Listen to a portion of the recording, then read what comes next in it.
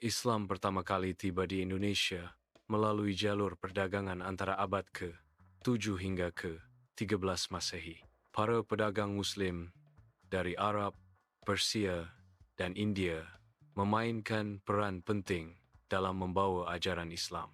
Pesisir Sumatera dan Jawa menjadi wilayah pertama yang menerima pengaruh Islam. Batu nisan kuno dan catatan perjalanan menjadi bukti arkeologis interaksi budaya dan perdagangan pada masa itu.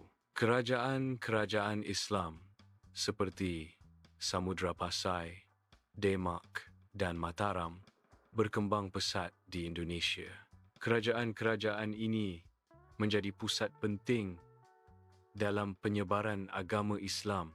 Selain agama, kebudayaan Islam juga turut berkembang di kerajaan-kerajaan tersebut. Sistem pemerintahan kerajaan-kerajaan ini dipengaruhi oleh ajaran Islam.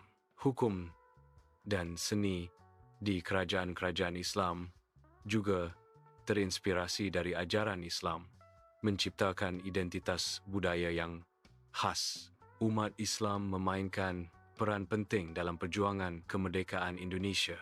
Para ulama dan tokoh agama memobilisasi masyarakat untuk melawan penjajah. Semangat jihad menjadi salah satu pendorong utama dalam perjuangan. Persatuan umat Islam memperkuat perlawanan terhadap penjajah. Resolusi jihad yang dikeluarkan oleh Hashim Asy'ari sangat penting.